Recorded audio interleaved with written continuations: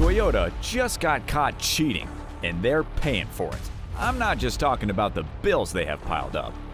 This is bigger than that. And the crazy part? The whole industry is related to this scandal somehow. It's like they started a domino effect, and soon it's going to affect us all, even the customers. Let me explain. Why is this a big deal? Well, Toyota's leadership has been accused of being aware of these cheating practices the whole time by failing to do anything about it. The scandals have shone a light on alleged systematic issues with Toyota's corporate culture and governance, with claims that the company's chairman turned a blind eye toward workers' compliance concerns. Critics are now accusing Toyota of prioritizing profits over safety and environmental regulations, casting serious doubt on the company's commitment to ethical business practices.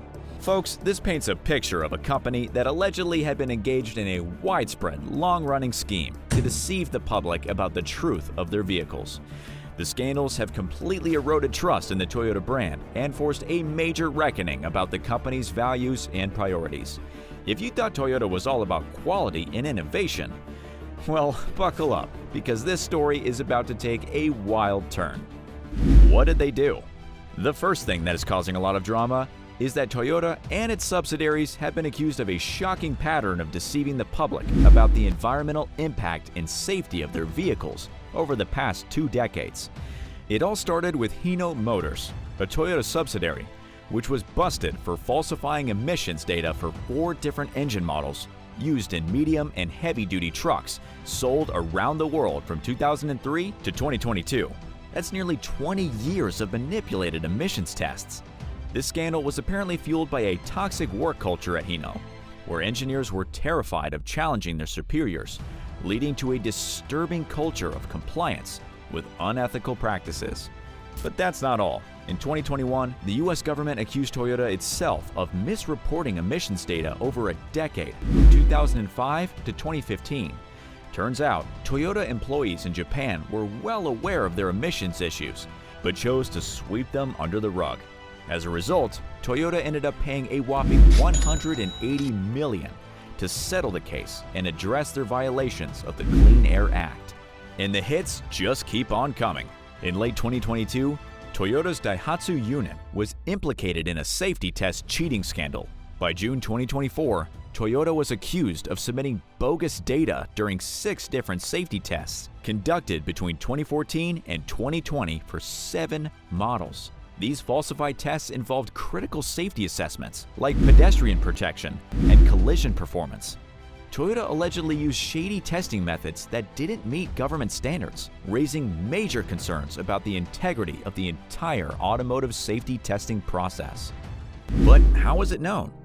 You might be wondering how all this came to light. Well, it started when the Japanese government decided to dig a little deeper. They launched a full-blown investigation. And let me tell you, the skeletons in the closet came tumbling out. First up, the government revoked the certification of some shady engines at Hino Motors. But the Japanese government wasn't done there. They rolled up their sleeves and headed straight for Toyota Industries Ltd. Guess what they found? Yep, more shenanigans with the power output on some of those diesel engines. Busted. But this was just the tip of the iceberg. They had already been looking into some dodgy behavior over at Daihatsu and Hino. And when they expanded the probe, they uncovered problems with lots of vehicles under the Toyota brand. Talk about a tangled web, am I right? And the investigations uncovered a whole system of manipulation and falsification when it comes to getting those all-important safety certifications. Toyota's not the only one in hot water either. It looks like a bunch of other automakers are also caught up in this mess. The grand finale? The Japanese government put all the domestic car makers on notice, telling them to dig deep and fess up to any funny business, including trying to cheat on those certification tests. They've got to report back by the end of August 2024, so you know there's going to be some serious soul-searching going on. So what was their response? Toyota's own chairman, Akio Toyoda, stepped up to the mic and did the unthinkable. He apologized. "We sincerely apologize," he said. "We mass-produced and sold the cars without going through the proper certification procedures. On the Corolla Fielder, It turns out Toyota was playing fast and loose with the pedestrian safety tests, using all kinds of dodgy methods that didn't reflect reality. I mean, come on, how hard is it to do these tests properly? Apparently too hard for Toyota. And the Corolla Axio is also caught up in this mess. Not only did Toyota submit some seriously bogus data for pedestrian safety, but they even used modified test vehicles for the collision tests. And then there is the Yaris Cross. Yep, you guessed it, more faulty data during safety tests, especially when it came to pedestrian protection. It looks like Toyota was cutting corners left and right, and the MLIT wasn't having it. So Toyota didn't just stop at the apology. They went into full damage control mode, halting shipments and sales of 3 of their models in Japan: the Corolla Fielder, Corolla Axio, and Yaris Cross. And get this, they even suspended production until they could get the green light from the Transportation Ministry. Talk about taking swift action to address the issue. And let's not forget the investigation. Toyota's going all out, digging into decades worth of certification data to get to the bottom of this mess. Turns out they found some discrepancies with 7 of their models, including the Crown, Isis, Sienta, and Lexus RX. But hey, at least they're being upfront about it, right? To be honest, it's a bit confusing knowing how big Toyota is. How did this all happen? Well, Toyota's legendary reputation for quality might have bred a little too much complacency and overconfidence, while the cutthroat competition in the auto industry could have tempted them to take some serious shortcuts. Oh, and let's not forget the good old-fashioned knowledge gaps. It turns out Toyota workers and managers just didn't have the right training to handle all the certification process. But let's get real and address the elephant in the room: the pressure to meet those sky-high internal testing standards. I mean, Toyota's reputation for quality is legendary, but it seems like that may have backfired. According to Chairman Akio Toyoda himself, the vehicles were actually safe to drive, but the company just didn't follow the proper certification process. And just like we talked earlier, it turns out Hino Motors had a seriously toxic work environment where engineers were too afraid to challenge their superiors. It's like a scene straight out of a dystopian thriller. A culture of blind obedience that allowed the cheating to go on for years without anyone batting an eye. Fudging the test data? No problem. As long as the cars keep rolling off the assembly line. Toyota and its subsidiaries were more concerned with keeping their production numbers up and the cash flowing than actually making sure their vehicles were 100% compliant with regulations. But in reality, they had more reasons to do this. You see, in the fiercely competitive world of automotive manufacturing, Toyota found itself grappling with immense pressure to stay ahead. With rivals snapping at their heels, the temptation to cut corners and fudge test results might have seemed like a shortcut to maintain their top spot. The crazy part? All their competition, who seemed to be doing good and scaring Toyota, had themselves been involved in the same type of scandal: false competitions. First up, Honda. Turns out they've got some skeletons in the closet when it comes to their testing practices. Yep, they admitted to some shady stuff with noise levels and torque measurements that didn't quite meet the rules. But hey, at least they're saying the cars are still safe to drive, right? Small comfort, I guess. But wait, it gets even crazier. Let's talk about Mazda. They're in the hot seat too, with over 149,000 vehicles affected, including the Mazda 2 and Mazda 6. It seems like they were using the wrong software for their engine control tests, and there were some issues with their crash tests too. Now, that's gotta hurt. No wonder they had to suspend sales on those models. Let's not forget about Suzuki. These guys have been using some unapproved methods for measuring fuel economy, and it's been going on since 2010. Talk about a long-running scam. Their reputation is definitely taking a beating, and you can bet the regulators are keeping a close eye on them now. You're probably wondering if any are still safe. But we're just scratching the surface. Yamaha. You might know them for their killer motorcycles, but it turns out they're mixed up in this whole testing scandal too.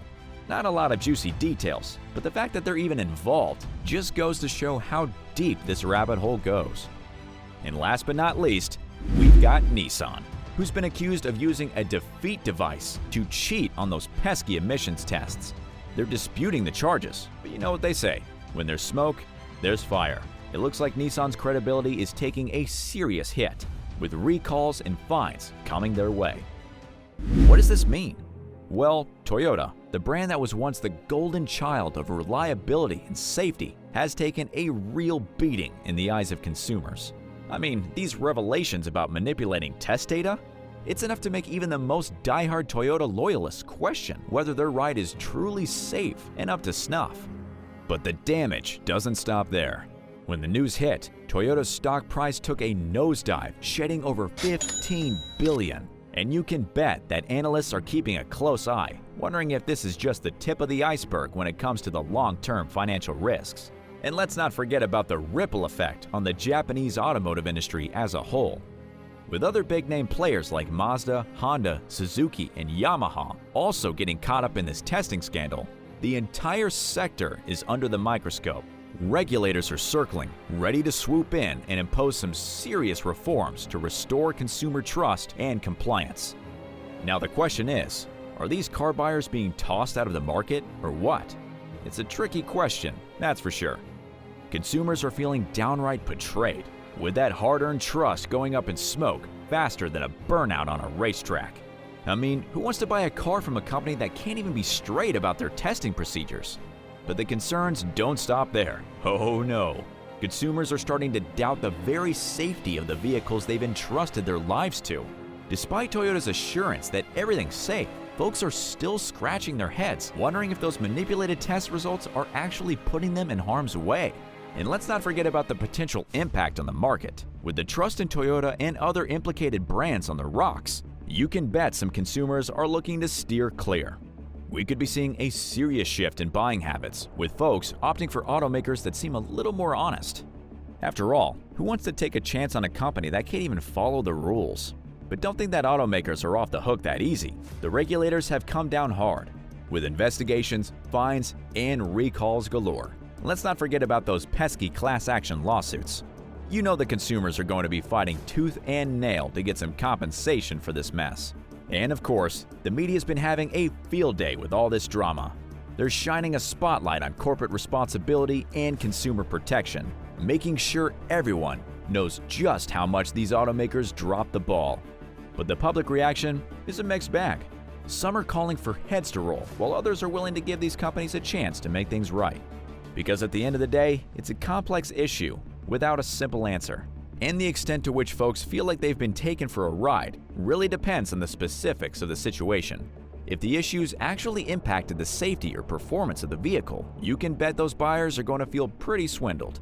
But if it's just a bunch of technical mumbo-jumbo that doesn't really affect the car's overall quality, some folks might be a little more forgiving. But this scandal isn't just a Japanese problem, it's global. Toyota's reputation has been taking a beating across markets, and you can bet their international customers and stakeholders are scrutinizing their every move. Talk about a PR nightmare. But hey, maybe this is just a wake-up call that the industry needed. Maybe it's time for those big-name brands to stop cutting corners and start putting safety and transparency first. Because, let's be real, the only way they're going to win back the trust of these wary customers is by proving they've got nothing to hide. The question is, can Toyota and the rest of them do it? Or is this the beginning of the end for the automotive empire? And you know what they say, when the going gets tough, the tough gets going.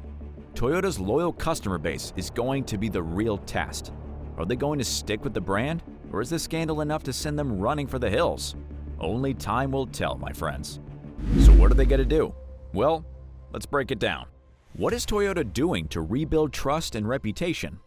Let's not forget, Toyota's playing ball with the authorities too. They're working hand in hand with Japan's government, which has been cracking the whip on 85 different automakers to fess up about any shady testing practices. Toyota's showing they're serious about transparency and accountability. But the really interesting part is Toyota's plan for fundamental reform. They're not just tinkering around the edges. They're taking a hard look at their entire management, operations, and organizational structure. It sounds like they're pulling out all the stops to make sure this kind of thing never happens again. Toyota's setting up this independent oversight committee to keep a close eye on their safety testing. No more funny business. They're bringing in some outside experts to make sure they're doing things by the book. We've got to love a little extra accountability, am I right? But that's not all. Toyota's also giving their testing processes a good old-fashioned deep dive, trying to figure out where they went wrong. data management, certification procedures, employee know-how, they're leaving no stone unturned. It looks like they're aiming to be the squeaky cleanest car company on the block. And get this, they're really stepping up the management involvement too. No more passing the buck, folks. Toyota's top brass is getting their hands dirty, making sure they've got a firm grip on the whole certification process. Accountability is the name of the game here. But that's not all. Toyota's bringing in the reinforcements, assigning a whole crew of people to focus solely on vehicle certification. And let's not forget about those clearly defined roles and responsibilities. Toyota's putting in the work to make sure everyone knows their part, from the engineers to the bigwigs. No more he said, she said excuses. It's time to own up and take responsibility. Now, I know restoring the trust isn't going to be easy, but Toyota's sure giving it their best shot. They're taking responsibility, taking action, and taking a long, hard look in the mirror. But the real test will be in the follow-through. Can Toyota back up their big talk with real, lasting change? Well, we can just look at the track record and make an assumption. Past trials. Picture this. It's 2009, and suddenly Toyota finds itself in the hot seat over reports of unintended acceleration in several of its models. Yikes! This wasn't just a minor hiccup. We're talking about a full-blown crisis that led to the recall of millions of vehicles worldwide. The numbers were staggering. According to data from the National Highway Traffic Safety Administration, Toyota recalled approximately 8.1 million vehicles globally due to this issue. Can you imagine the logistical nightmare? It was like trying to herd cats, but with cars. The scandal hit Toyota where it hurt most: its reputation for reliability. Consumer confidence took a nosedive faster than a sports car on a steep hill. Toyota's market share in the US dropped from 17% in 2009 to 15% in 2011, according to Statista. Ouch. But here's where it gets interesting. Instead of burying their heads in the sand, Toyota took action. They launched a comprehensive quality control overhaul, established rapid response teams to address customer concerns, and even invited third-party experts to evaluate their electronic throttle control systems. The result? By 2012, Toyota had regained its position as the world's largest automaker. Talk about a comeback. If you ask me, they will recover from this one too. But what do you think? And what about the rest of them, like Nissan or Honda? Will they make a comeback? Let me know in the comments. Thanks for watching, and I'll see you in the next one.